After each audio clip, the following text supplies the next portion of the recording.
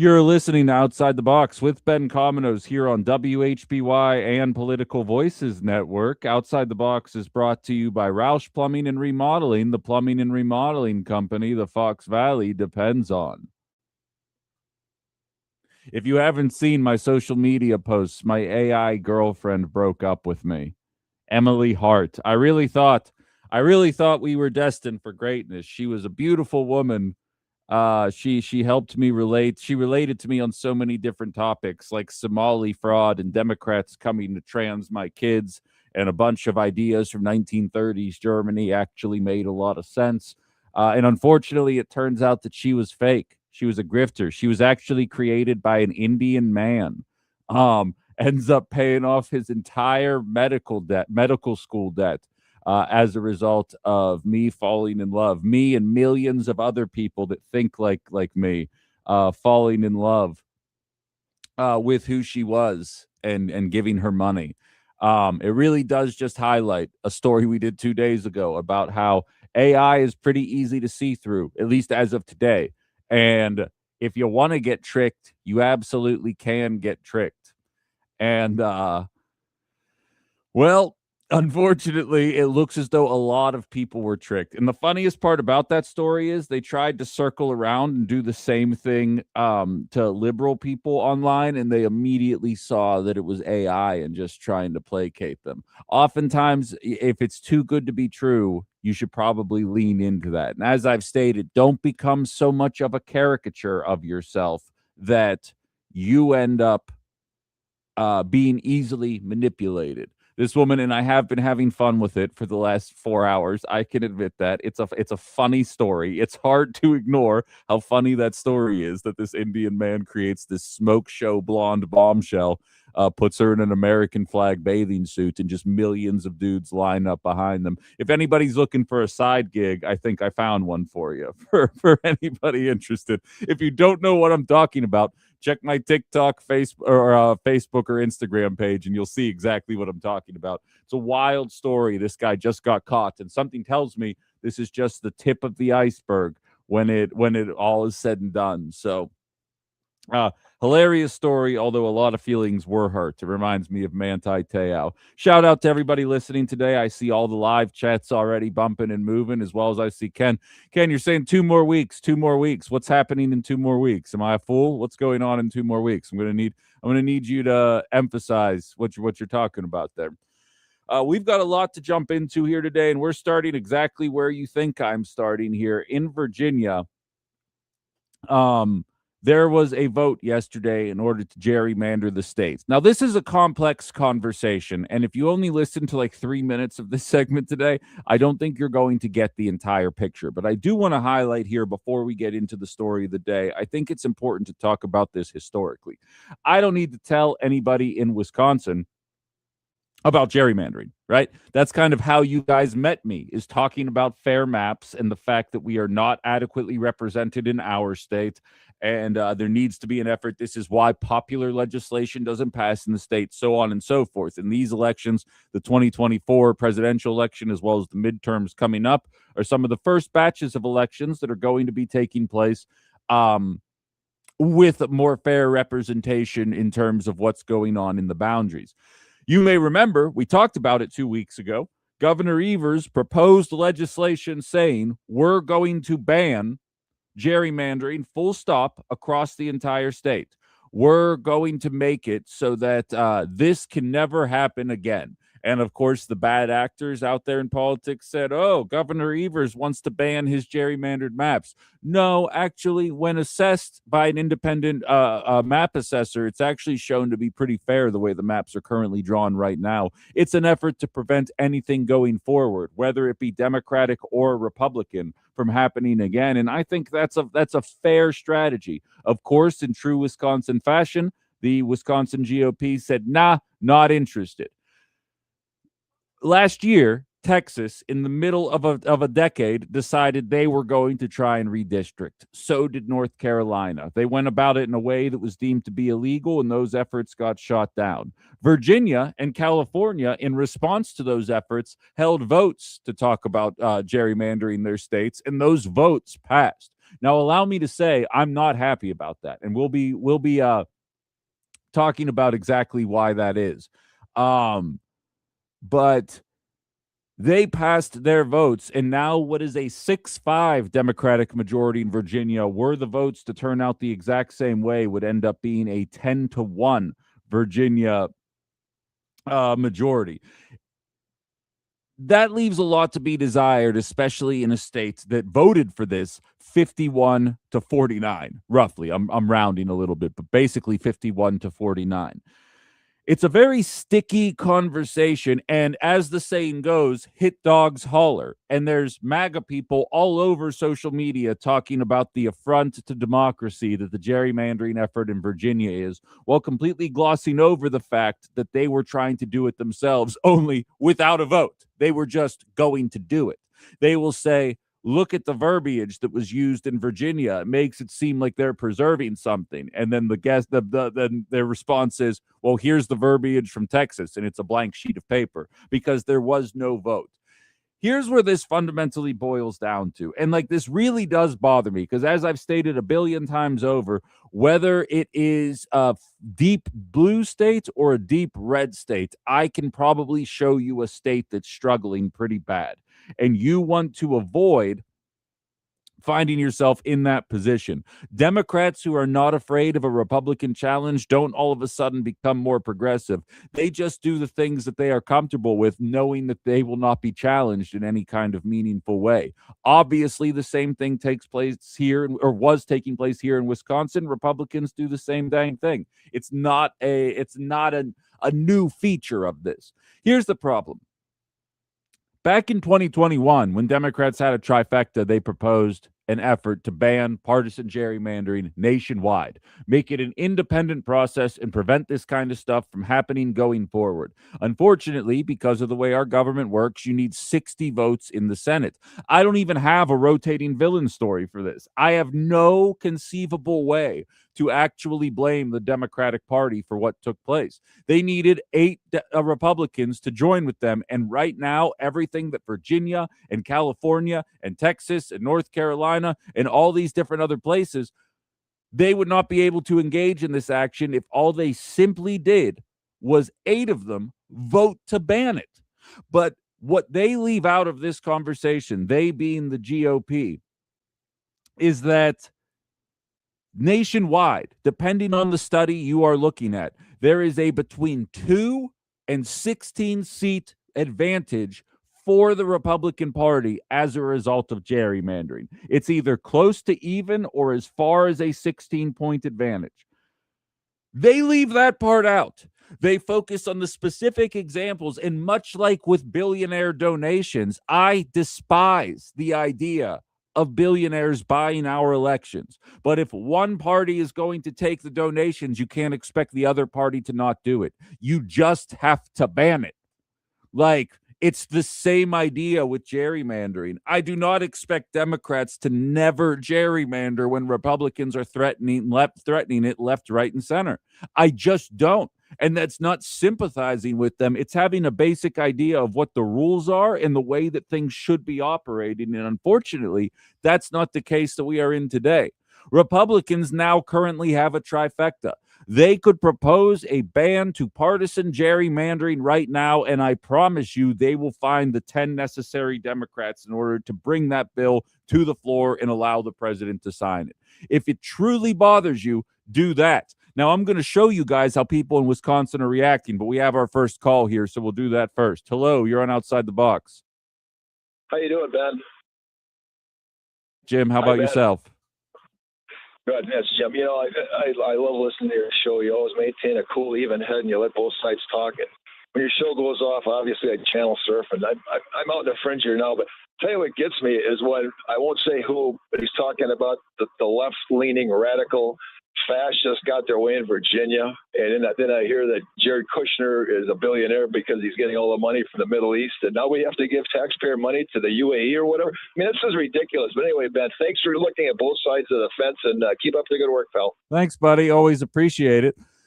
And yeah, you're exactly right. I've seen the UAE thing as well. I'm not willing to run with that as a fact yet. I don't know that that has been actually borne out in reality, but I promise you, if we have to send a couple $1 billion to UAE, that's going to be like a month's long worth of content because I've had just about enough of this. I've also seen numbers that based on where it is right now, Gaza would need $75 billion in order to rebuild what Israel has done to them with the help of American tax dollars and weapons.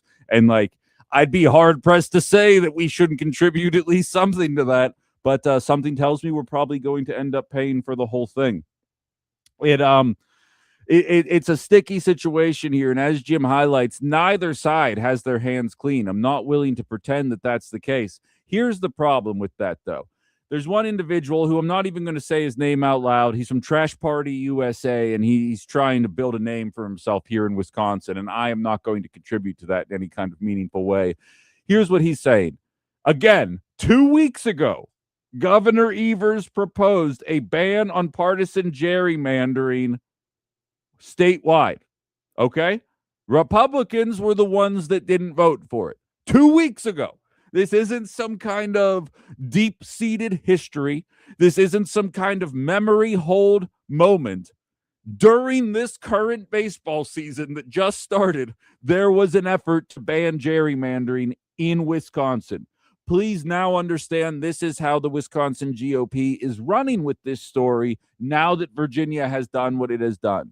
If Democrats win the Senate, Assembly, and governor's race in November, Wisconsin will be drawn 8-0 in favor of Democrats. Madison, Milwaukee, and Green Bay will be split into multiple districts. A purple battleground state will be full blue, and by blue, think Walls, Mondami, and Pritzker for at least a decade, if not more. The level of urgency for moderate and right-of-center voters in Wisconsin better be ready to match the enthusiasm of the ultra-left. Which, again, nothing will make me laugh more than the idea that Democrats are the ultra-left. That's kind of hilarious to me. But the fact remains, they're trying to talk to you like there wasn't an effort 2 weeks ago to ban this practice entirely. And this same account was saying, wait a minute, you're telling me that Governor Evers wants to ban the gerrymandered maps even though he made the maps? No, you morons. He's trying to prevent this from happening again. It's a simple solution to a simple problem, and all it requires is the people complaining the loudest about it to actually vote to prevent it. It's not rocket science.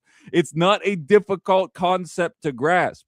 There is an effort. The people don't want this because, again, I don't want to live in a state where Democrats aren't afraid of losing. I want them to deliver on universal health care and social programs that benefit the masses and doing something about the housing market.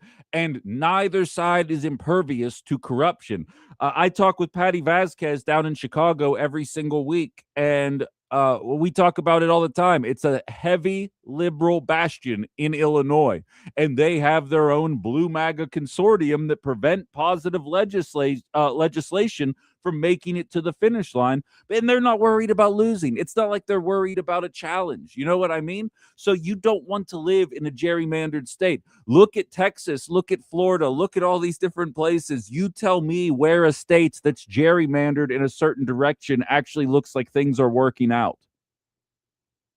It's not rocket science what we're dealing with here, guys. There have been efforts, and MAGA, I'm sorry to tell you this, Republicans, I'm sorry to tell you this, both nationwide and in the state of Wisconsin, the only two efforts proposed to block gerrymandering going forward have come from Democrats, and the GOP have blocked it. And if you want to ask me why, I believe it's because they want to run on it.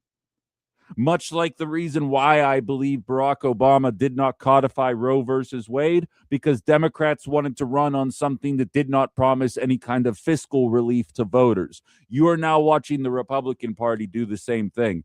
The fact that people in Wisconsin, political pundits, political operatives, 2 weeks ago were mocking the idea of banning statewide gerrymandering, only to turn around and then say, why are the Democrats gerrymandering? What are we going to do? You better show up and vote for us, otherwise Democrats are going to do awful things like possibly expand healthcare access. Just do the right thing. Just do the right thing. They're trying to do it. You're not meeting them anywhere in the process of it. And then you're sitting there and complaining that the process is happening while actively engaging in the process. Like, it doesn't get to work that way. And now, of course, Spanberger's being vilified for doing something to combat against what Texas and North Carolina were doing. I cannot stand that this is the case. Gerrymandering is a net negative. I've said this 1,000 times on this show. This is just the most recent example. There's a lot of people in Virginia right now that feel like their votes have been disenfranchised. And I have a feeling that a lot of you listening to this program, specifically in Wisconsin, as well as a handful of other states, probably can relate to what that feeling is like in a state where public school funding polls at over 60% and legalizing marijuana polls at close to 70% and expanding Badger Care polls at 65%. And yet we can't get any movement on any of those ideas because we were gerrymandered. I understand what Republicans in Virginia are going through right now. The problem is there are efforts to prevent this from happening, and it is your own party that refuses to allow those to get to the finish line. What do you guys think about it, though? KG says, I'm willing to take a few steps backwards on gerrymandering if the end result is all redistricting is done by bipartisan or nonpartisan groups, and 2, only happens in the year after the census. She goes on to say GOP started all this, they can STFU. Here's the thing. I actually had this idea on the show close to 2 years ago. I think what you need to do is find analytics-based minds that don't follow politics and then give them the metrics. Say, we need this is what we're looking for. Similar numbers of people, keep certain communities together, yada, yada, yada, whatever the traditional rules are, and draw us the most fair maps that you can draw. I've had other ideas. I've pontificated about this for so long. I feel like I've come up with like 5 different solutions to gerrymandering because it's difficult to get your partisan bias out of the way. And as AI and technology kind of expand to the state in which it is, to the point where airlines are able to charge you $230 more because they can figure out that you're going somewhere for a funeral, it's becoming easier and easier to draw these maps in a way that literally will box out one house and then scoop in another house and swoop right around. Neither party is innocent right now. You got to find the minds that know nothing about politics. My brother would be one of these, very numbers focused, probably couldn't tell you the name of the vice president right now, which is kind of ironic given what I do for a living. Find people wired like that and have them draw the maps in, as KG highlights, an impartial fashion, and then move on. The fact of the matter is the Republicans have the advantage nationwide gerrymandering wise and absolutely refuse to vote with Democrats. DSL's saying Democrats always present themselves as the adults in the room, saviors of democracy, and morally superior. I don't care what the GOP did, because if you claim to be different, you can't be the exact same. The CDSL, nah, I disagree. You're trying to act like Batman right now, and all you're doing is running around in circles. You don't get to sit there. I realize GOP have gerrymandered around the country to the tune of a 16-seat advantage, but if Democrats give themselves an extra 4 seats, well, that's where I draw the line. The Democrats aren't presenting as the adults in the room. As I highlight, I do believe there's some kabuki theater going on. Democrats nationwide and statewide have brought it to the table. Democrats 2 weeks ago in Wisconsin brought it to the table. Here's Republicans. Gavel in. No. Gavel out. We'll talk to you in a month. That's what they did, man. This isn't a matter of picking sides. This isn't a matter of adults in the room versus children in the room. The Democrats showed up to block this. The Republicans said, nah, we'd rather try and get this in an advantage and cry like little babies when you guys do it back to us. And then you want to talk to me about, well, maybe they just shouldn't do it then. No, get the hell out of here with that. What the hell are you talking about? Oh, my goodness. Oh, my goodness. Am I yelling? Is that what that is? I'm seeing it's the outside voices are most certainly necessary in map creation. Well, you know, there comes a time that there's just like a level to this conversation that I refuse to budge on. You know what I mean? It's like when there's an effort to actually do something about this, when there's an effort to reduce drugs across the drug prices across the board for everybody, and all the Democrats vote for it and all the Republicans don't, and then Republicans turn up and say, "Why does Obamacare so expensive? Why does it suck so much? Why aren't liberals making an effort to fix this thing?" They are, at least allegedly. And the only reason I can't point out whether they're frauds or not is because every single Republican in the House and Senate votes against these things. So, like, don't expect me to play dumb. I know what I'm looking at. And they need to stop being those people if they expect the adults in the room to actually act that way. 920-281-1150. 920-281-1150. I have a lot more to say about this. We're going to get to break. I see a ton of comments funneling in through all my different chats. I'm going to try and get some of the relevant ones here up on the air.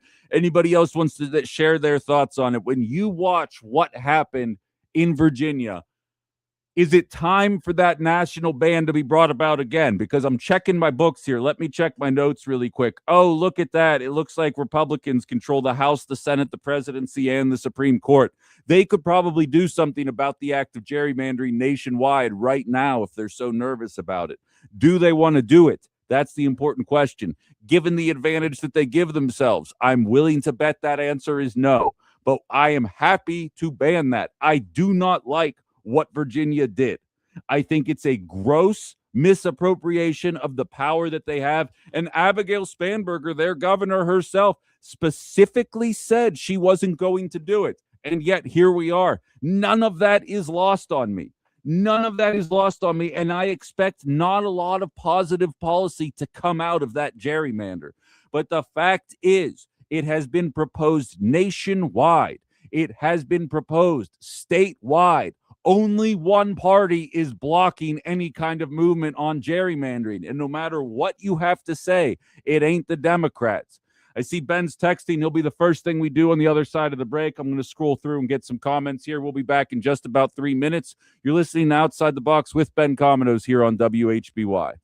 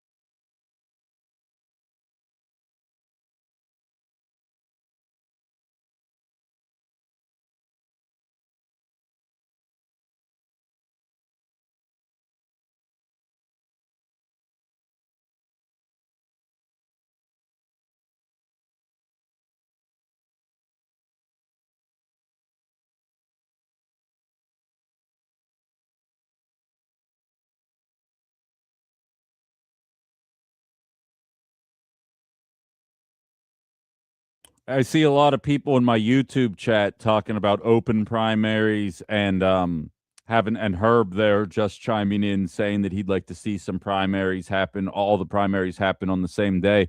I think I've shared the story on the air before, but I was a registered independent in Pennsylvania until 2021. After the second time I saw the Democratic Party screw over Bernie Sanders. And then I was like, well, son of a gun, I guess that means I have to vote because they're closed in Pennsylvania. And so as a not registered Democrat, I wasn't allowed to take part in the primary process, which was infuriating, especially the second time. Of course, that's just me. I see Luke here saying, is he even from Wisconsin? I haven't heard him mention cheese once. That's racist. All right. That's my comment there. Ben says, if you think gerrymandering done by Democrats will benefit you and health care, affordable housing, etc., I have a bridge to sell you. Well, again, I don't trust any party, Ben. But the fact of the matter is, Republicans have done nothing except for try and cut taxes and tell us that Haitians are eating our cats and dogs. Like, I'm going to need the Republicans to come across with one suggestion in 2 years that's actually beneficial, but they're cracking down on the Somalis, and that's about it. And I am not impressed by that. I recognize some of you are, and I would love to introduce you to my friend Emily Hart online. We were dating for a while. She talks about it all the time. I think you guys would love talking to her. As Justin highlights, going a little bit off topic here, but at the same time, if no one else has anything to say about gerrymandering, I would like to move into Iran. So we will do that, but I welcome any other comments about that as well. People on my TikTok chat are laughing at my Emily Hart joke. I'm telling you guys, I'm heartbroken. Justin says, Ars Technica has an article on the Pentagon's $54 billion budget for military drones and counter drones.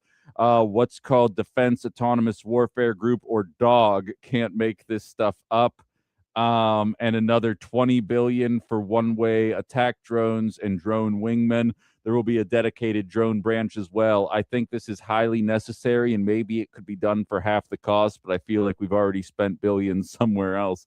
Yeah, that's kind of the problem here. And again, the only reason, and I will die on this hill, and Jerry and I are going to be talking about this later, and he and I don't necessarily agree on everything with Iran, but I will say, and I will say it until I'm dead, the reason we need to invest infinity dollars in our defense department and in literally nothing else is because we are bullies. I've been on this planet for 38 years, and we have bombed more countries than years I have been alive. And the one thing all of those countries have in common is they do not have access to nukes. So the idea that we could pump $54 billion into a drone program while Donald Trump Jr. is buying stock in drone companies, but then we're supposed to pretend that, and I'm not saying you are, Justin, you've got a very level head with this kind of stuff. I realize you're just citing information from an article here, but then the idea of pumping $54 billion into just building homes in order to provide an appropriate amount of stock available for people so that it actually brings the cost down a little bit here. It's difficult. It's difficult for me to accept that in any kind of reasonable way. And the idea that me talking this way is somehow anti-America or unpatriotic, I'm just never going to subscribe to that idea.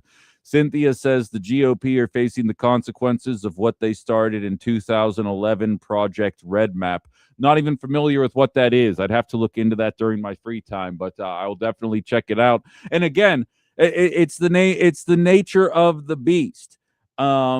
We watched the Chevron doctrine, which just got overturned by a Republican Supreme Court, was also instituted under Republican control because it was beneficial in 1984, and now we're inverting it. And it's enough to make your head spin. DSL says, do you think Democrats gerrymander enough to have the majority that they will actually vote to end gerrymandering? Again, for the 50 billionth time, in 2021, the Democrats had the House, the Senate, and the presidency, and they proposed an end to national gerrymandering. This is not a hypothetical, DSL. I'm not making it up. I'm not secretly a woke trickster on the air. In 2021, they tried to do it. It is not a bill that can be voted for via reconciliation, which means that it needs 60 votes to pass in the Senate. They had 52 seats in the Senate. They needed 8 senators on the Republican side to vote to stop it, and it would have been done. And guess who voted against it? The Assembly. Every single Republican in the House and Senate voted against it.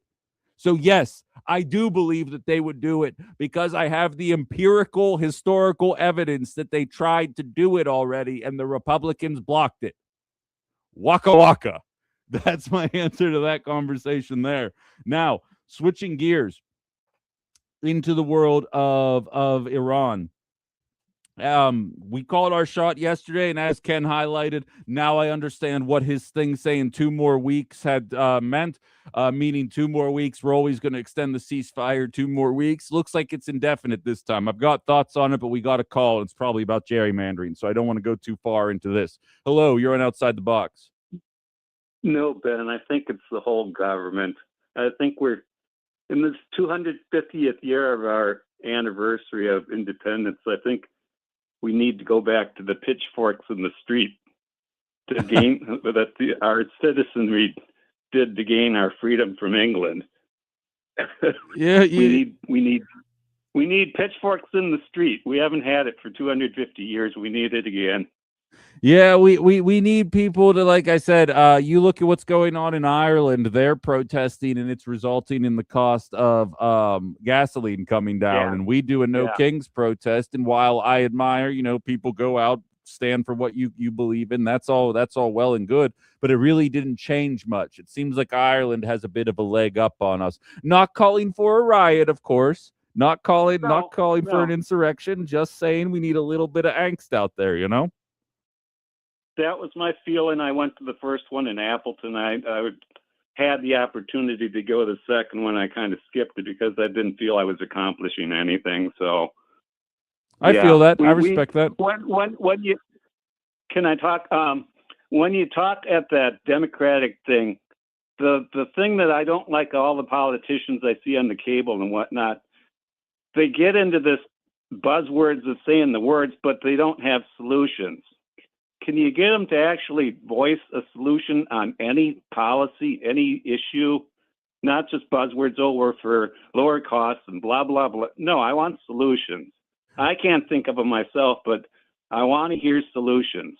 And I appreciate the attitude, Dave. And I'll be real with you. I think the reason you don't get actual solutions is because the solutions would tick off the donors. Because I'm right there with you. You hear buzzwords like affordability, cost of living, all these different conversations, but nothing about tax rates, nothing about any type of policy or programs. It is just simply the issues at hand. But yeah, I'm right there with you. I couldn't agree more, and I appreciate the call and the sentiment. I'm definitely affiliated with your mentality there. Luke suggesting the solution is decoupling from Israel, which will never happen. That's part of it. But again, even that, my issues with the American-Israeli relationship come from a humanitarian standpoint. Ultimately, we give them $3 billion a year. Don't get me wrong. Again, I'd rather that be put into universal schooling or something like that. But it's not like it's the end of the world. It's not like an extra $3 billion would matter. I see you're saying it's the trillions of dollars in the battles. Okay, understand that. But at the same time, my main frustration, I guess, kind of to your point as well, is the humanitarian element of our relationship, more so than a couple $1 billion here or there. But the $1 trillion regime change battles that take decades. Yeah, okay, I get your point. Your point's not lost on me. I get that for sure.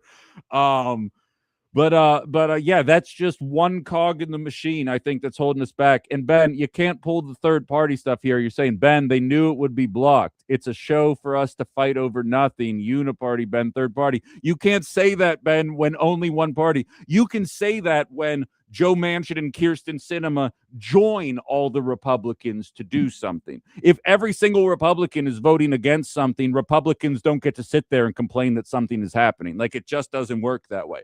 I can complain that Democrats are not raising the minimum wage in 15 years. The last president to actually pass a minimum wage increase was in 2007. It took place in 2009. But the last time a minimum wage was increased was 2007, and that was George W. freaking Bush, meaning that Democrats had 2 presidencies as well as 2 trifectas to raise the minimum wage and didn't do it. That's the uniparty. When every single politician votes to do something in one party and every other politician in the other party blocks it, that's not the uniparty. That's complaining about something that the party that you support is struggling to get across the finish line. Hello, you're on Outside the Box. Good morning, Ben. Hey, how are you?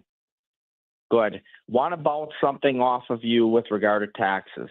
What if we scrap the whole tax code, everything, and we went off of something called net income? I want to know what your net income is on January 1st, and I'm going to compare that to December 31st. You're going to have to add up your real estate. Every person has to include one car. I want to know the value of one of your cars. I want to know your real estate. I want to know your bank account figures.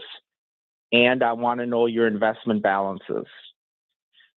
Now, we're still going to run into, if you've made, let's say your net worth increased 25,000, 50,000.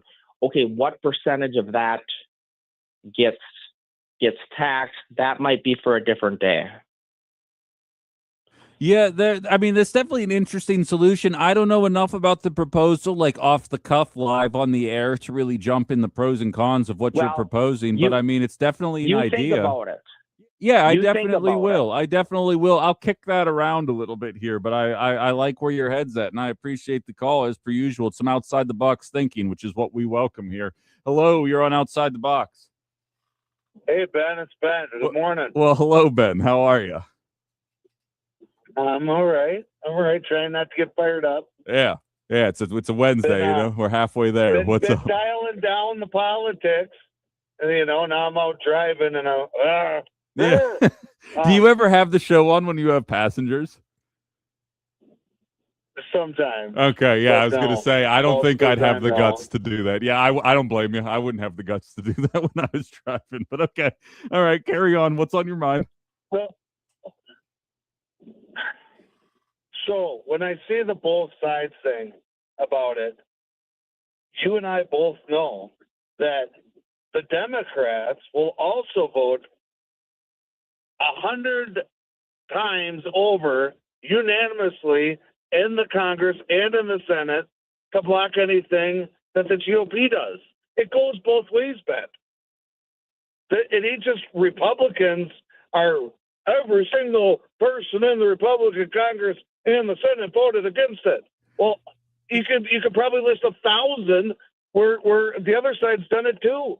The difference is, Ben, is that the Republicans still find a way because, again, my belief is that there is no left-wing party. And I know this is much to your chagrin, but there is a far-right MAGA wing and a center-right Democratic wing. Every Democrat votes against tax increases or tax decreases for wealthy people. This is the 4th bout of trickle-down in my life.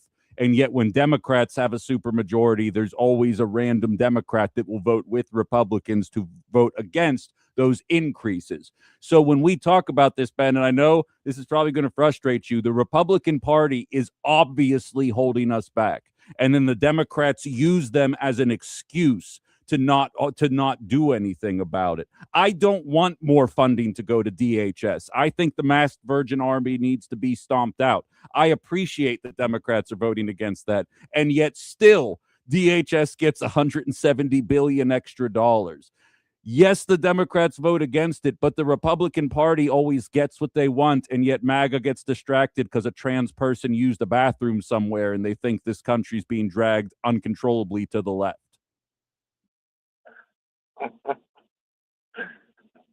I mean, Ben, the proof is you're not wrong, and I think you're exaggerating a little bit, but they have the House and the Senate and the presidency. I firmly believe that they're not going to, like when Joe Biden stood up and said, "We beat healthcare, we beat big pharma this year," and everybody's like, "Yeah, Good job, Sleepy Joe. You're the best ever. It's a lie.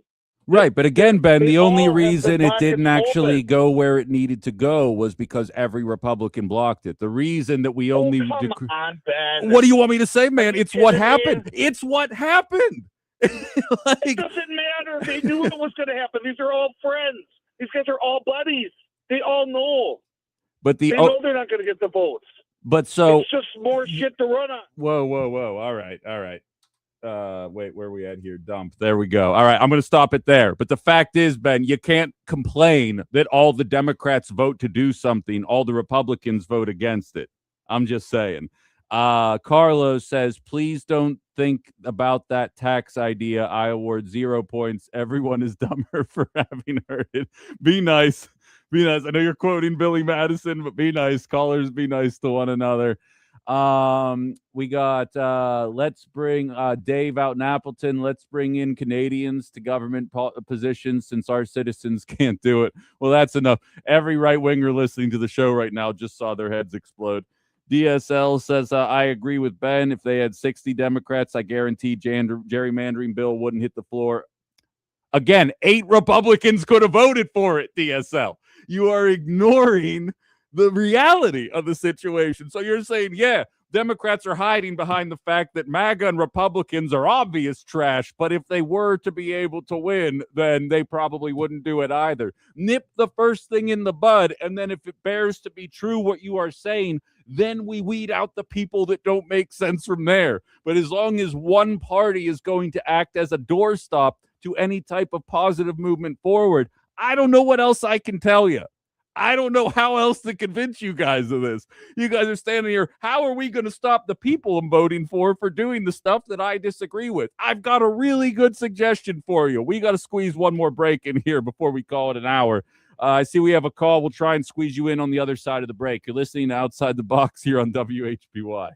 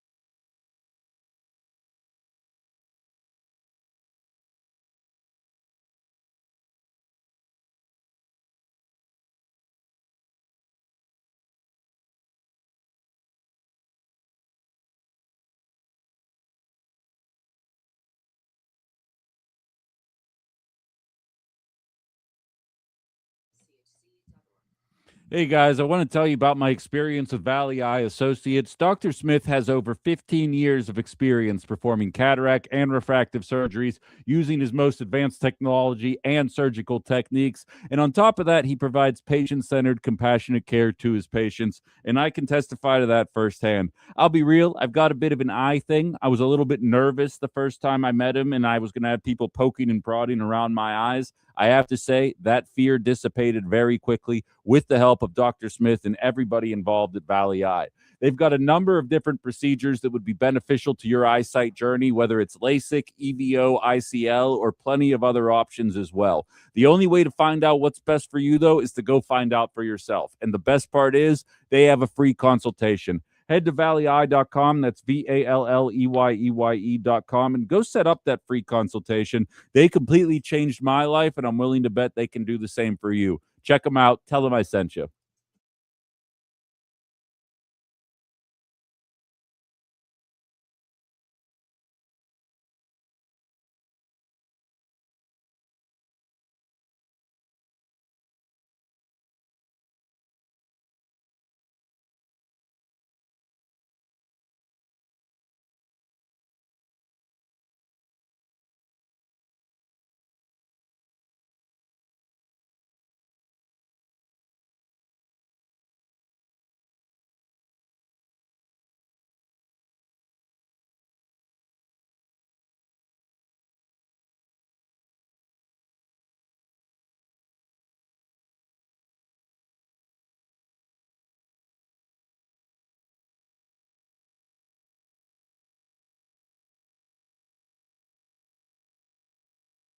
All right, we got a couple minutes here. Up, you know what? Somebody hung up on me. That's fine. I got plenty of stuff to say outside of that.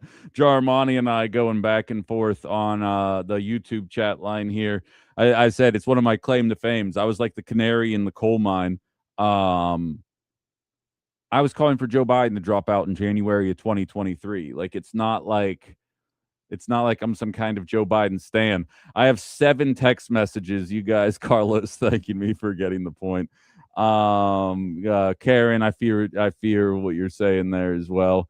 Um, KG, if you want to force a put up or shut up moment on the Democrats, we need the votes needed to be to primary the rotating villains. Exactly. Call Democratic bluff if you actually think that's what they're doing. That's what we have to do in order to push back against this. Ethan out in Appleton says, I don't even disagree with caller Ben, but you are 100% right. No, neither do I. For the record, I have stated unequivocally that I do believe that the Democrats will leave us out to dry with majorities. The only way for me to prove that is for them to actually have access to make the kind of changes necessary. Because the Republicans, like realistically, what have they done? They have had a trifecta for 16 months. They cut taxes for the rich, and like at least Democrats were like, here's the infrastructure bill. Here's the Green New Deal. You don't have to agree with any of that. You can hate all of it. Don't care. They were proposing stuff and they were voting on it, and they were making Republicans vote no. I said when they inevitably get the majorities in the House at the end of 2026, they should propose fiscal legislation every single day. Every single day, there should be a new bill about making housing more affordable, lessening the cost of healthcare, increasing access to healthcare, and make Republicans vote no over and over again, and then say something about Somalis. Like, what are we even talking about here?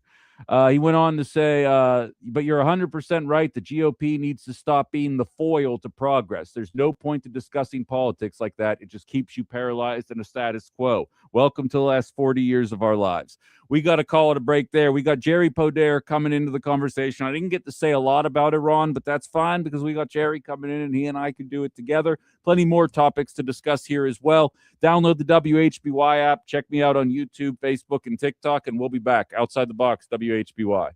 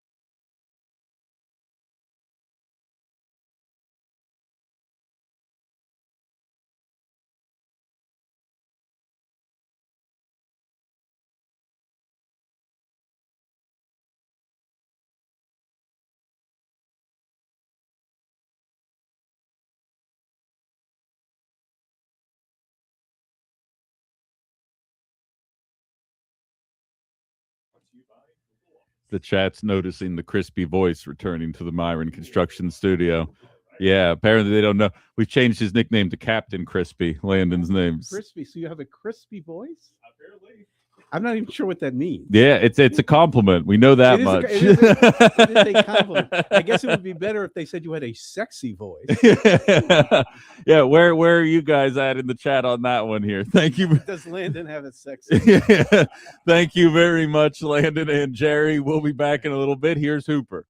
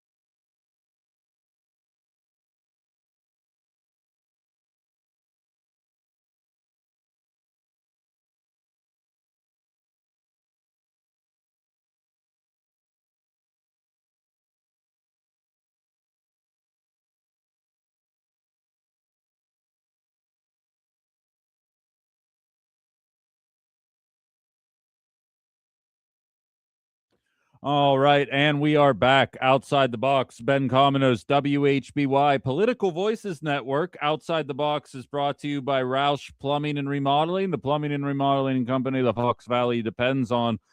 If you're just joining us, there were plans. There was a rundown for the show today, but it was basically just an hour about me screaming about Virginia gerrymandering, Wisconsin gerrymandering, and the process in general. As my cohort and friend across the table here, Jerry Poder, looks at me with a bit of a smirk, because this is one of our pastimes. There was a time when every other Wednesday you'd be here, we'd be talking about maps, redistricting, the fairness of said maps, and now it's kind of nice having an outsider's perspective watching these other states have to deal with it now.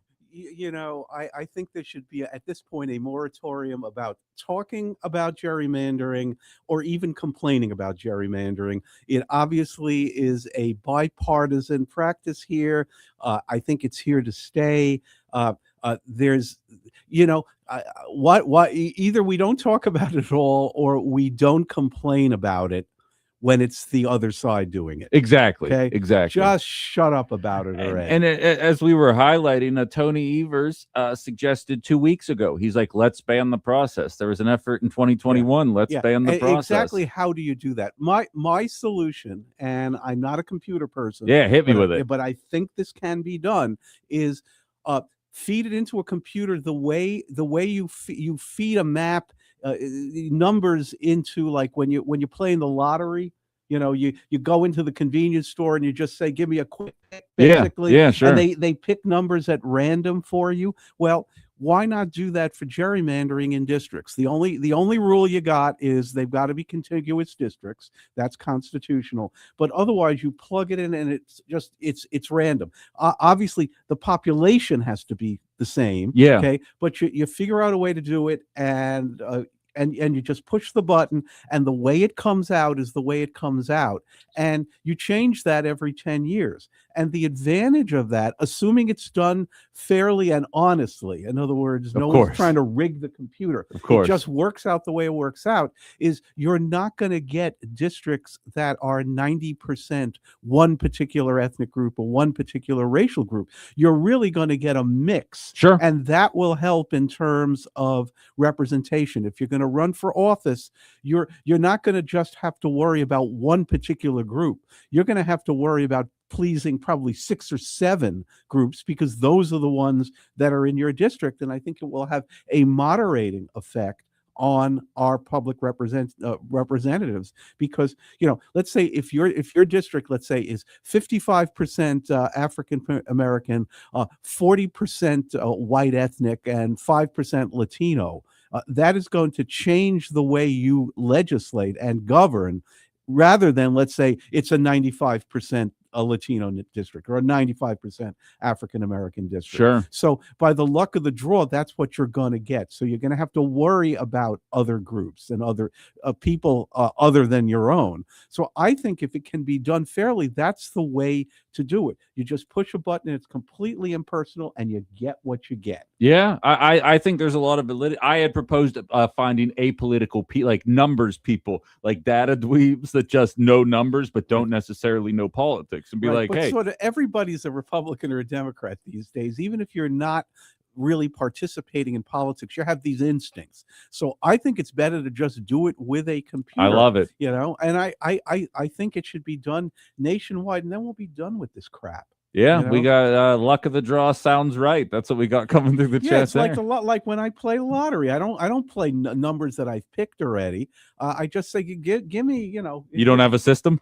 No. Actually, my mother, who played the lottery in New York like every week of her life, she did have a system. And there was this one horror show week where she quietly told me this. I don't think she ever told my father. They're both deceased now, and I don't ever told him. She said, I forgot to buy the ticket this week, and I got 4 of the 5 numbers. That's always and she blew, this is 1973 or something, so she blew the equivalent of maybe $3,000 in real money. Apparently there is a huge gap between, let's say, I think here you got to get 6. It's pick 6. Yeah. Between the 5 and the 6. If you get the 5, you get a substantial amount of money, but you don't get $5 million. Yeah, for sure. So that's the only thing that kept her from losing her mind. Yeah, I don't know I could ever buy a ticket again after that, especially if I were consistent. That would be too much. Well, you're better off just going in, and I usually play when the numbers are big. I mean the payoff. Oh big. Yeah, the $500 million. All of a sudden I show up. Yeah, maybe. Yeah, but and that's fine, because I let the machine pick the numbers for me, so Mm-hmm. there are no regrets. Basically. Yeah, I feel that. And I think we should let the machine pick the districts for us, because we can dispense with all of this, which is only going to get worse now. Okay. I mean, basically the Republicans and the Democrats have declared a nuclear war on each other. Basically here, obviously what happened last night was not fair. Of course not. But neither was what happened in Texas fair, or what's happening in California fair. So at this point, it's all out war, and it's just not going to be good. And I think we can get past this. And frankly, I think the party leaders would be happier with a random system as well, because this is going to be in their hair basically for years and years. In all likelihood, yeah. Out of curiosity, we've got a guy who identifies as Old Lib 57 in the YouTube chat here. He's asking. He says, "I've heard Iowa has a good system, and I bring it up from time to time as well. It's basically they just drew it into 4 squares. But I said Iowa also has the convenience of basically being a square. Like you look at Wisconsin, and it's a little more Iowa's difficult. A perfect square, and I guess if you look at those districts, they're all contiguous. They are all about the same size, and they are all in the shape of squares. Yeah, we can't do that here in Wisconsin because we have northern Wisconsin, which is not a square, and most states are not. Well, a good number of the western states are like that, but they're so underpopulated. I mean, what are you going to do with North Dakota?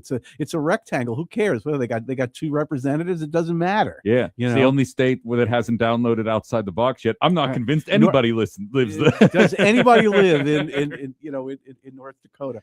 I once met someone from North Dakota, and she got very upset when I equated it with South Dakota. She sternly informed me that they are major differences. It's like New Zealand and Australia. That's right. Yeah. Oh, the Kiwis, the New Zealanders get really upset when you think that they're Australians. Yeah, right. Exactly. Yeah. Apparently, I didn't know that about North and South Dakota. Start singing Waltzing Matilda to a Kiwi, you get punched in the mouth. Yeah, absolutely. Well, hey, you mentioned a metaphorical nuclear war. Let's deal in the idea of literal of an actual here. literal possibility. Yeah, make sure you stay in front of the mic there. By the way, you've been playing fast I've and loose. I've been moving around. Yeah, you've been playing. It's because we're trying to make eye contact here, and bobbing and weaving. Yeah, absolutely. But I predicted this would be the case. We are now at the 2-week conclusion of a ceasefire that started essentially the last time that you, Arnold, and I spoke, and I had been kind of predicting, and I hate this TACO acronym, the Trump always chickens out thing, especially when it comes to war, because it's like, I don't want the hotheads to prevail in this scenario. I'd rather it delay. It looks as though we have a permanent extension, at least according to what the president's saying now. We've had a couple attacks in the Strait of Hormuz, just catching everybody up because we didn't talk about it in the first hour here. We've had some conversations. We didn't know what we were going to be talking about today, as per we did 2 weeks ago. We know there's something with Iran. We're going to take this from the historical concept, at least at first. You find some pretty interesting parallels between the IRGC, the way they've been behaving, and kind of as has been kind of laid out there by a lot of experts in the political, military, and foreign policy world. Iran has been bombed to hell and back. A lot of their military strength has been degraded, but there's still a lot of strength. Not physical strength, but I don't even know how to describe it. Emotional strength, institutional strength. There we go. Perfect. Yeah. And as a historian, you're always thinking of historical analogies. And here, I'm thinking about the Nazi regime in Germany, and with the caveat that you got to always be very careful when you. The word Nazi is now thrown around almost bandied about quite a bit. Yeah, promiscuously in our political dialogue and even in our historical dialogue. So you got to be very careful when you start talking about the Nazis. You're like the Nazis, or you're a Nazi. Here, I'm thinking about. There are the idea that there are a lot of parallels, or at least some historical parallels, between the Nazi regime and the Iranian regime, and specifically the IRGC. And it struck me that the IRGC, which is almost an army within an army in Iran, is very much like the SS in the Nazi regime during World War II. The SS. If you were in the SS, it is almost like being in Hitler's private army. It's almost his personal army. There is the German military, the regular German military, the way it's set up. And then there is the SS, which is almost like an army within an army. And when you join the SS, you're basically loyal to Hitler, secondarily to Germany, but loyal to Hitler. And I think there are some parallels here between the SS and the IRGC in Iran, because the IRGC in Iran is, again, it's connected to the military. It is military, but it's not regular military. It's almost a grafted on military force. And at this point, it's quite large. It's about 250,000 personnel. And there, your loyalty in the IRGC is to the Islamic Revolution and to basically to the Ayatollah, to whoever the Ayatollah is. And of course, to Iran, but that's secondary. And so what happens with institutions like this is they become a hardcore shell, basically. And no matter how badly the war is going for your side, for Germany, for Iran, that is the hardest shell to crack for the enemy. They are the last to go. And what struck me about the Nazi regime in the closing months of World War II, where it was clear that they had lost, and clear to the German people that they had lost, not only that they were going to lose, but there was going to be an invasion of Germany from two sides, the Americans on one side, the Soviets, and God help them when the Soviets got there because of the revenge, Sure. revenge situation, from the east, and there was going to be utter destruction, basically, and there was no chance that Germany could win the war.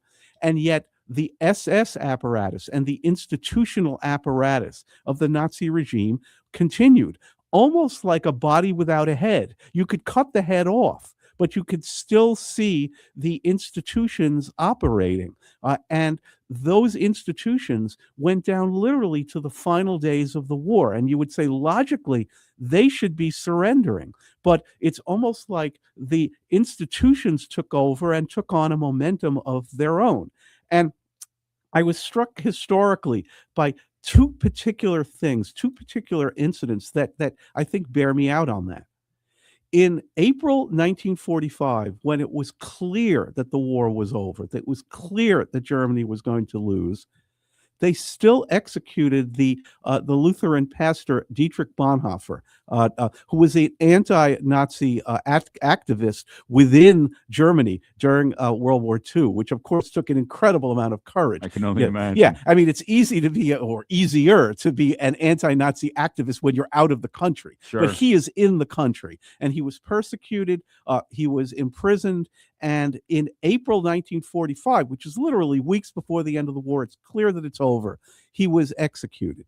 Okay. There's actually an excellent movie that came out a year or two about Bonhoeffer. It's called Bonhoeffer, and it played here in Appleton for maybe like 3 days. And it was one of those quality movies that you really wish more people would see. Sure. And I would recommend it if you could possibly find it. And what struck me was not just the injustice of what happened to him, but almost the spitefulness that it's clear that the war is over. It's clear that you're going to lose. But the Nazi regime ground on institutionally, and it executed this guy who was really, I think, a great world hero for absolutely no reason. Okay. Yeah. But it gets even worse than that. I actually put this in my book, and I tried to look it up just before I got here, and I couldn't find it. So I won't be able to give you a specific town. But there was a town in Germany. This is maybe 5 hours before the Allies come in and take the town. I mean, it's literally hours. The Allies will be there in hours. A dissident in that town, I think, tore down a Nazi poster or did something provocative. He is immediately arrested. He is put before a drumhead court, meaning a military court that just basically signs off on your execution. And he was hung. Basically, he was executed. Apparently, he slipped out of the noose and tried to run away, and the townspeople chased him down, put him back up on the scaffold, and hung him. This is 4 hours before the Allied troops come in. And then I always thought, in the most disgusting and pathetic end to this, the mayor of the town pedaled away on a bicycle. Okay. And what this shows is the resilience of the institutions here. And I think the IRGC is in a similar position. They really don't care about the suffering of the Iranian people. They could care less, basically. They are ideologues. Here they are theocrats. The Nazis are political ideologues. Although I thought it was interesting when one of the popes, I think it may have been Benedict, called them pagans. Oh, sure. which I thought was interesting. Maybe that's for another discussion. But so you have rigid ideology, rigid theocracy, an institutional regime that will grind on even if there's nobody at the head of it. But when they executed this young dissident, Hitler was already dead. Okay. Yeah. This was in May. This is after Hitler's suicide on April 30th. This was in May. Okay. This was maybe, a day or two before the surrender, the German surrender. And I think the IRGC is going to be in a similar position. They will not surrender. They will, even if they're decapitated, even if they're decentralized, the wheels will still keep grinding. The Iranian people will still be afraid to rise up. Because this regime will still have awful power, even if it is weakened. And this is going to be, I think, maybe the biggest problem of all, which is eliminating the institutional remnants of the Iranian regime, the IRGC, which will never surrender. Do you think that there's, and I find that story to be fascinating, but do you think there is an element, and I've talked about this a little bit on the show without you guys on here, because this is a new era of warfare. And what I said, and this kind of lends into what we'll talk about in the next segment about how Democrats will be handling this scenario here. But given the prevalence of media and information today, it feels to me like Iran knows how to kind of speak to Americans through their propaganda in a way that mirrors the way people talk online, the way people talk in the news right now. And they can see, do you think they gain any type of, they feel emboldened maybe to even push through in a time period when, as you highlight, they are completely debilitated at this point? Because I hate to boil it down to this, but even politically, how long can gas prices stay this high? What's this doing to the cost of living? As we all complain about this, it's not like the leaders are clueless. It's not like they're ignoring this, and they know if they wait it out, there is an opportunity to make something happen here. For them, democracies are weak. Democracies are decadent. We can wait them out, meaning, let's say, totalitarian regimes or even religious totalitarian regimes. We can wait them out because they are weak and they are decadent. This is the Japanese thinking in terms of planning World War II.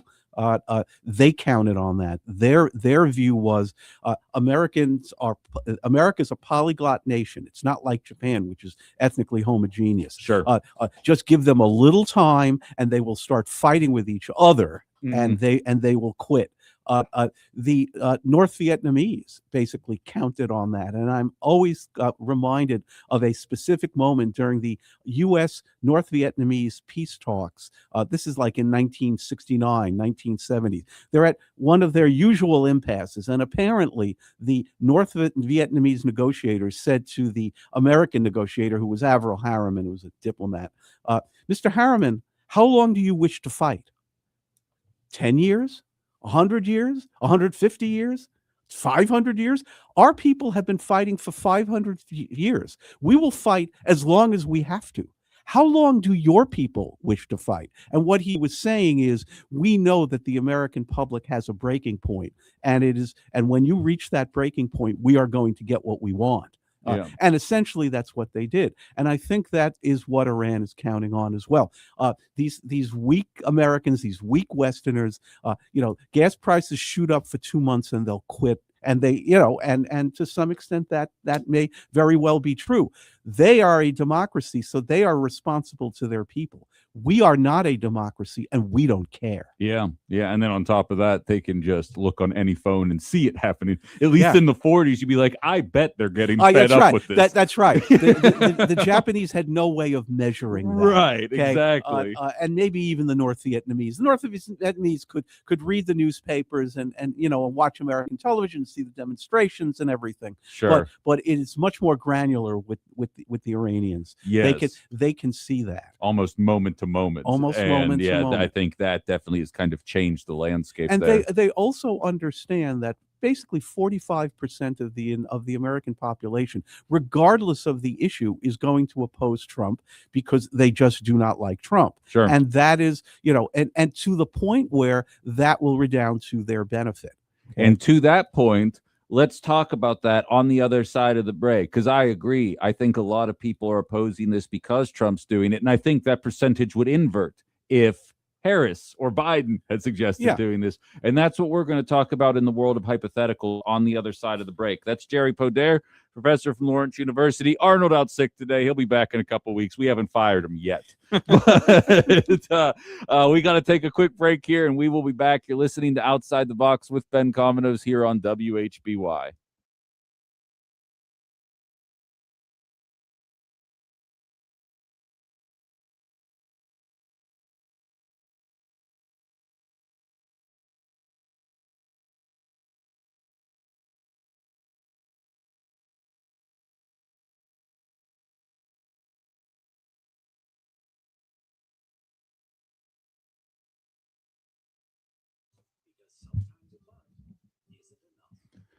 You know what's better than Googling a plumber and hoping for the best? Checking the reviews and seeing your neighbors already trust and love them. Roush Plumbing has the Google reviews to back it up. Fox Valley homeowners are raving about the fast, friendly, and reliable service. And here's something you don't see every day: a free text line to a real plumber. Got a question before you schedule? Text it. Sometimes that's all you're going to need. And with spring rains coming, you don't want to wait to make sure that your sump pump is ready. Call or text Roush Plumbing, the plumbing and remodeling company the Fox Valley depends on. Find that free text line and more info at timroushplumbing.com.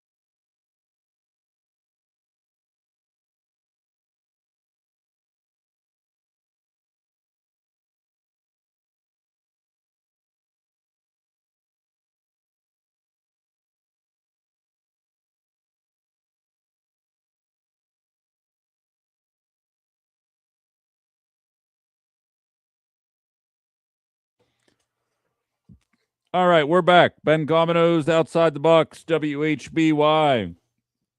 It's a Professor's Wednesday, jumping in some conversations, some historical comparisons with Iran with our history professor, Jerry Poder. Always an interesting conversation when he's in the room with us here.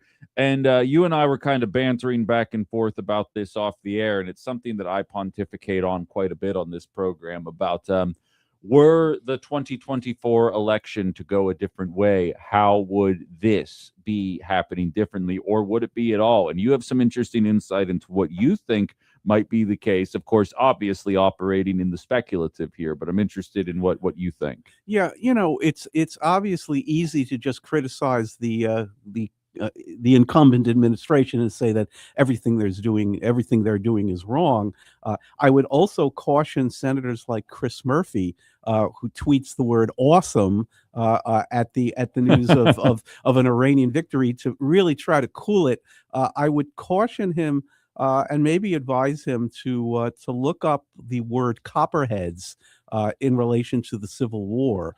Copperheads were anti-war Democrats who criticized the war to the point of sympathizing with the Confederacy.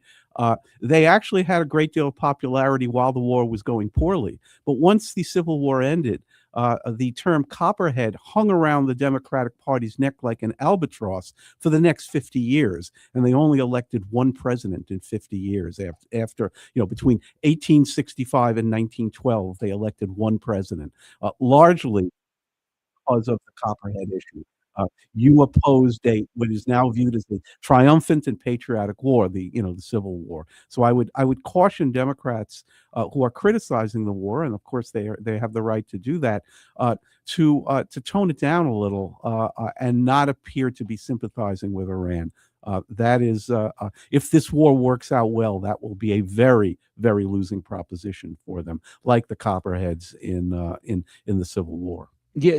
So I guess because I'll be honest, I count myself not in terms of sympathizing with Iranians, but I've kind of had enough of the never-ending conflict. It's just, I've been on this earth for 40 years. You're what? 60 something. Thanks. 70 Blue Lemon. Yeah, sure. Yeah. Thanks a lot. I guess I'm younger than I. Yeah. Yeah, absolutely. But you've been experiencing this even longer than I have. There's been a deep frustration. Hell, even MAGA themselves livid at the prospect of giving money to Ukraine, right, to keep that conflict going, right, obviously supporting this. Now right, you're seeing the inverse happen. I do think you're seeing an element of ice. I always wondered in the 40s how isolationism could take root, like as someone who just studied it. And as you see the constant, you can see yourself being like, you know what?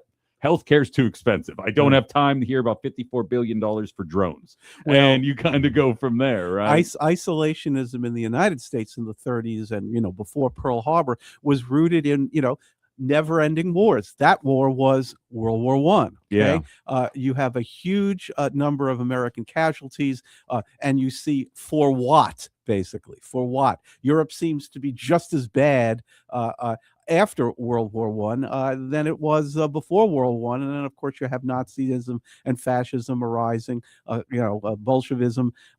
It doesn't look like the war was worth it. World War One, I mean. Sure. You have armaments dealers, just like today, getting defense industry getting rich on it. So there was a lot of isolationist sentiment, basically on the same thinking that anti-war sentiment is based on today. We're enough with the never-ending wars that don't seem to solve anything. That's what they were saying.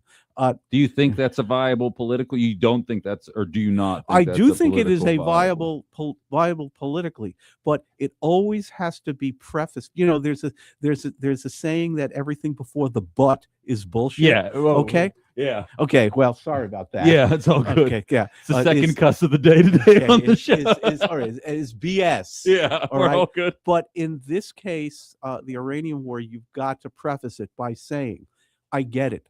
The Iranian regime is a terrible regime.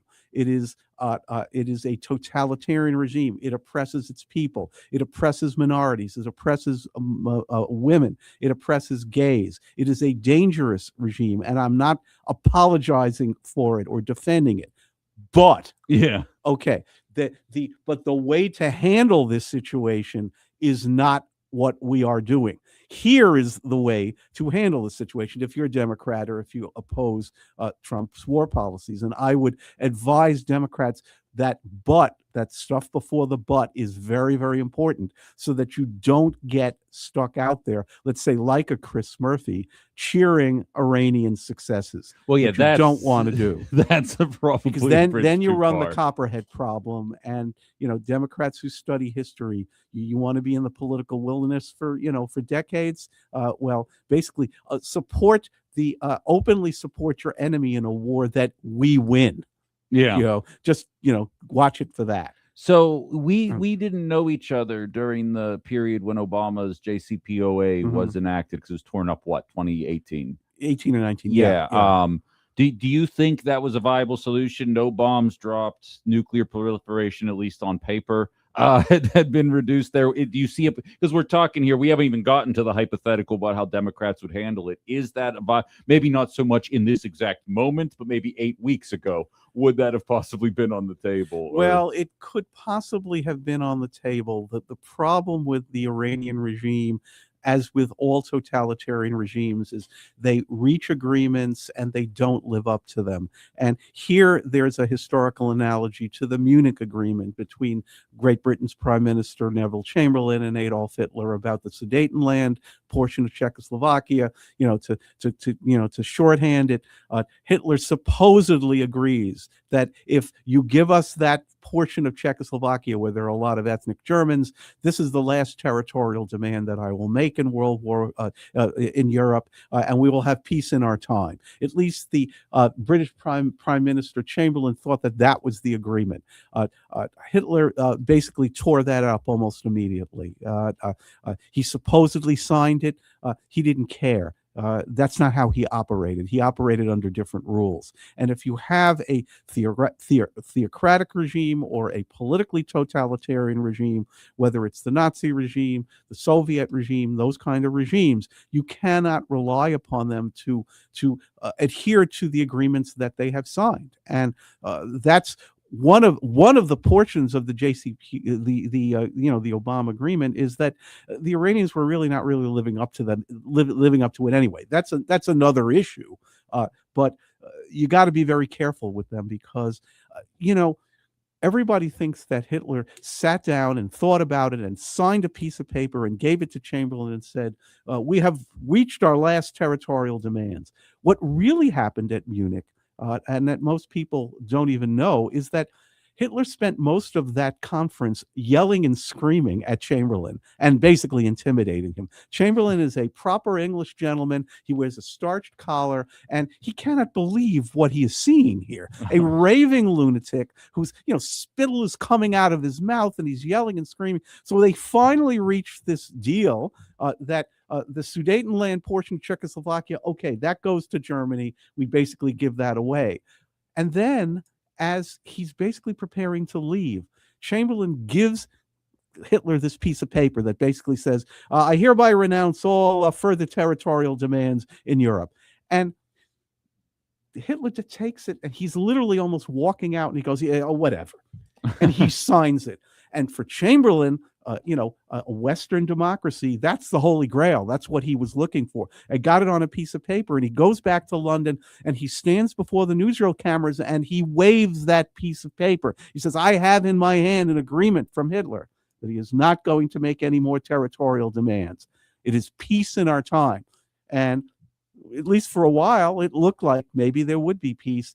But a few months later, Hitler just moved into the rest of Czechoslovakia, took that over, ripped up the piece of paper, and moved on from there. A few months after that, Poland, World War II. So my fear is that if there is an agreement here, the Iranians will not live up to it. But we have very few options here, and that may be the only option that we have.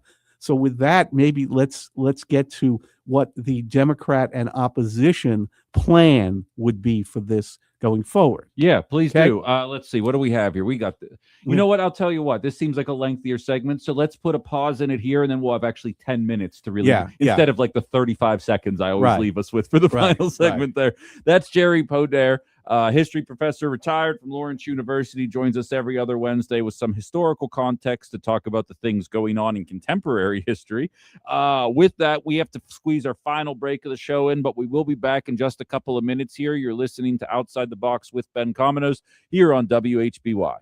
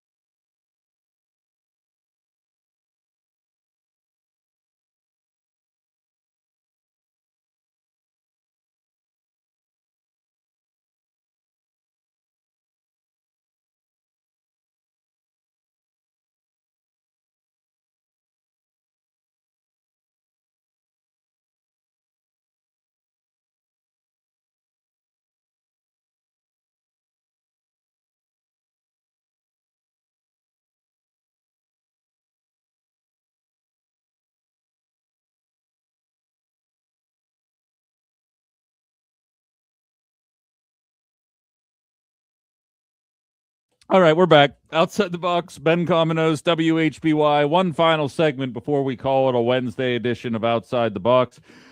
Joined by one half of the professors, Jerry Podair, Arnold Schober off faking sick somewhere, unable to make it into the Myron Construction Studio. Speaking with Jerry, we've basically dedicated the entire hour to Iran, which is fine. What's funny is like the concept of war. It's a very complex issue going back and forth. I was yelling in the studio a lot more by myself about gerrymandering the first hour than anything that was happening here. We were promised a little bit of hypothetical dabbling last segment, but in true professors territory, we digressed, which we're so good at, and now we're going to jump into it for real this time.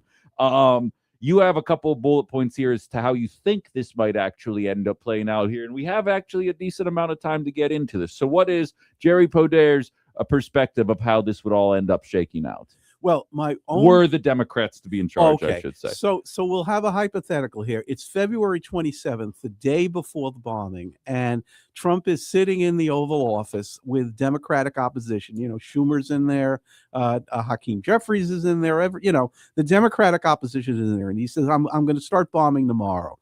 And they say, "Mr. President, this is a terrible mistake. This is not the right path." And Trump, of course, just says, "Okay, big shot. What's your plan? What's the Democratic plan? What's the opposition plan?" I think this is what they would say. Now, probably they would get interrupted by Trump if they started ticking off a list of bullet points. But we'll give Trump credit here. He will stay silent and he will let them have their say. Here's what they would say: "We think that you should not be bombing. You should be negotiating. Generally, negotiate. That's point one. Sure. Second, try to build up the moderates in Iran if you possibly can do that." Trump will probably interrupt here and say there are no moderates in Iran. Schumer, I'll just say Schumer, will say, "No, there are, and we need to build them up. Over time, we need to build them up." Third point, let's use sanctions, economic sanctions, and not military power as our stick here for the carrot and the stick. Economic sanctions. Of And course. Trump, of course, will try to interrupt there also, but Schumer will say, "No, just hear me out." The fourth point, let's try for a treaty to at least limit the production of uranium and fissile material. Here's the most important one. I'm always getting the initials wrong. What is it? JCPOA. JCPOA. Basically, let's have a renewed JCPOA to delay the production of an atomic weapon and hope for regime change by the time it's operational. And I think that would be Schumer's biggest, talking point here. He would say, time always has a way of changing things. You give yourself time, basically. If we can get a treaty where we at least delay it, and I think that was the thinking behind the JCPOA, that if we push this out far enough, you never know what will happen in Iran. There could be an internal collapse or a takeover by more moderate forces. A lot of things could happen on the road to this bomb, and it could very well be that by the time it's operational, there is another regime in place in Iran. We don't mean invading them. We mean hoping that the regime collapses of its own weight, like the Soviet Union did. Okay, and that could happen. And I think that would be their main point: delay the production of, give them 10 years or something like that, which is what the JCPOA did, and hope. Obviously, hope is not always a plan, but sometimes you wait long enough, other matters will intervene. Also, try to get Iran, again by negotiations, from getting to the point of no return, where they do have an atomic weapon and they do have enough ballistic missiles to a point where we can't stop them. Try to negotiate down their ballistic missiles in number, at least. Try to cap that if you possibly can, which is something that I don't think the JCPOA did.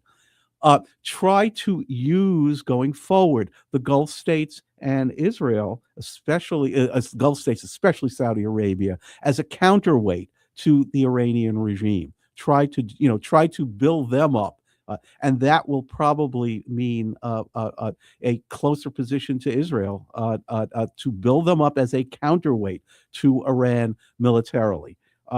And finally, try to moderate Iran away from support of these terrorist groups, which basically precipitated, you can basically, draw a line from October 7th to all of this, basically.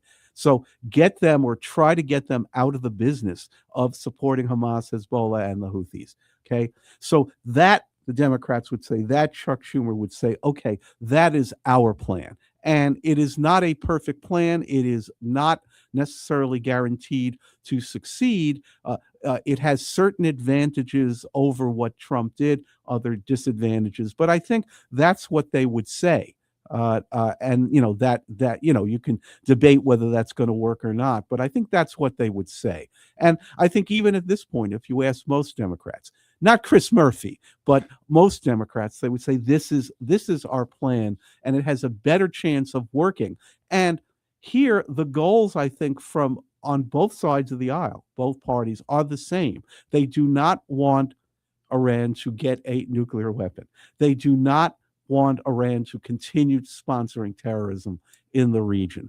They do not want to see Iran get so many ballistic missiles that is going to threaten its neighbors and be impossible to stop. So I think that is the goal on both sides, and maybe in the future, some form of regime change. So I think both Democrats and Republicans have that as a goal.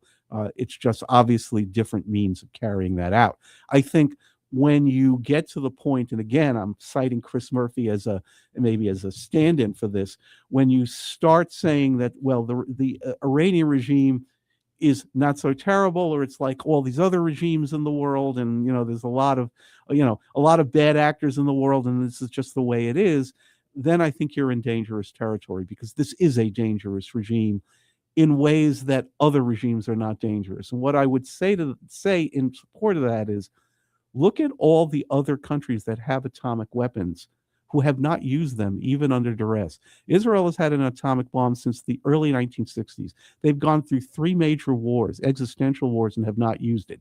India and Pakistan have atomic weapons, and they hate each other. Okay, they have had all sorts of problems. They have not used their weapons. Can we really be sure that if Iran actually gets an operational nuclear weapon, they will not use it immediately on their enemies? They are a theocratic regime. They are a cause and not a country.